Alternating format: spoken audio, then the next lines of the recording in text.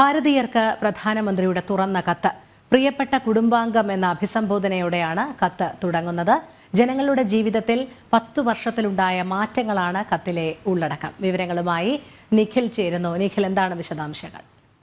രോഹിണി, കേന്ദ്ര സർക്കാർ നരേന്ദ്രമോദിയുടെ നേതൃത്വത്തിൽ BJPയുടെ ഗവൺമെൻറ് ഇന്ത്യയിൽ ഭാരതത്തിൽ അധികാരത്തിൽ വന്നിട്ട് 10 വർഷം പൂർത്തിയാകുകയാണ്. ഈ സാഹചര്യത്തിലാണ് പ്രധാനമന്ത്രി നരേന്ദ്രമോദി തന്നെ കഴിഞ്ഞ 10 വർഷം രാജ്യത്തുണ്ടായ അല്ലെങ്കിൽ മോദിയുടെ നേതൃത്വത്തിലുള്ള സർക്കാർ കഴിഞ്ഞ 10 വർഷം രാജ്യത്ത് ചെയ്ത കാര്യങ്ങൾ എണ്ണി പറഞ്ഞുകൊണ്ട് രാജ്യത്തെ പൊതുജനങ്ങൾക്ക് ഒരു തുറന്ന കത്ത് തന്നെ പ്രധാനമന്ത്രി ഇപ്പോൾ നൽകിയിരിക്കുന്നത്.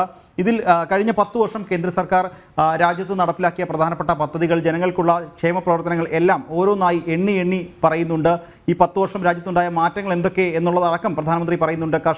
കർഷകർക്കും യുവാക്കൾക്കും വനിതകൾക്കും അടക്കം സാധാരണക്കാർക്കും അടക്കം എന്തൊക്കെ ചെയ്തു എന്നുള്ള കാര്യങ്ങളെല്ലാം പ്രധാനമന്ത്രി പറയുന്നുണ്ട്. ഇതിൽ ഏറ്റവും എടുത്തു പറയേണ്ട കാര്യം പ്രിയപ്പെട്ട കുടുംബാംഗമേ എന്ന് പറഞ്ഞുകൊണ്ടാണ് പ്രധാനമന്ത്രിയുടെ ആ ഒരു കത്ത് ആരംഭിക്കുന്നത്. കത്തിൽ പ്രധാനമന്ത്രി ഭവന പദ്ധതിയുടെ കീഴിൽ ഉള്ള കാര്യങ്ങളും അതുപോലെ തന്നെ സൗജന്യ ആരോഗ്യ പദ്ധതികൾ പറയുന്നുണ്ട്. GST, പുതിയ പാർലമെൻറ്റ് മന്ദിരം, വനിതാ ശിശുക്ഷേമത്തിന് വേണ്ടിയുള്ള പ്രവർത്തനങ്ങൾ, മുത്തലാഖ്, ഇങ്ങനെയുള്ള പ്രധാനമന്ത്രി നരേന്ദ്രമോദിയുടെ നേതൃത്വത്തിൽ കഴിഞ്ഞ 10 വർഷം രാജ്യത്ത് വരുത്തിയ എല്ലാ മാറ്റങ്ങളുടെയും ഒരു എണ്ണി പറഞ്ഞുകൊണ്ടാണ് പ്രധാനമന്ത്രി എന്തായാലും ഈ ഒരു തുറന്ന കത്ത് ഈ രാജ്യത്തെ ജനങ്ങൾക്ക് വേണ്ടിയിട്ട് ഇപ്പോൾ നൽകിയിരിക്കുന്നത്. രോഹിണി, അതുമാത്രമല്ല നിഖിൽ, സാധാരണക്കാരുടെ അഭിപ്രായങ്ങളും നിർദ്ദേശങ്ങളും കൂടി സ്വീകരിക്കാൻ അഭിപ്രായങ്ങൾ തേടിയിട്ടുമുണ്ട് ഈ കത്തിൽ.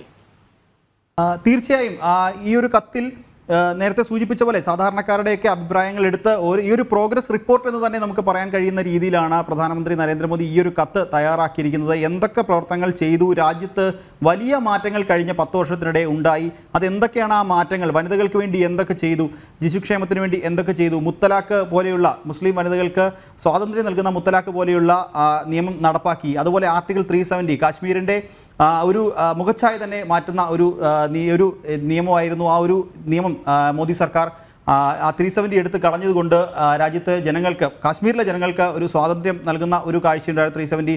അങ്ങനെ ഓരോ കാര്യങ്ങളും മോദി എണ്ണി പറയുന്നുണ്ട്. അതുപോലെ തന്നെ രാജ്യത്തിൻ്റെ മുഖച്ഛായ തന്നെ മാറ്റുന്നതായിരുന്നു പുതിയ പാർലമെൻറ്റ് മന്ദിരം. ആ പാർലമെൻറ്റ് മന്ദിരത്തിൻ്റെ കാര്യങ്ങൾ പ്രധാനമന്ത്രി പറയുന്നുണ്ട്. അതുപോലെ തന്നെ രാജ്യത്തെ നികുതി പണം അത് കൃത്യമായി ഒരേ രീതിയിൽ വരിക, അല്ലെങ്കിൽ കൃത്യമായി അത് കൗണ്ട് ചെയ്യുക എന്നുള്ള രീതിയിൽ തന്നെയാണ് GST നടപ്പാക്കിയത്. അതും പ്രധാനമന്ത്രി ഇതിൽ പറയുന്നുണ്ട്. അതുപോലെ തന്നെ സൗജന്യമായിട്ട് ആരോഗ്യ ഇൻഷുറൻസ് പൊതുജനങ്ങൾക്ക് നൽകുന്ന കാര്യം പറയുന്നുണ്ട്.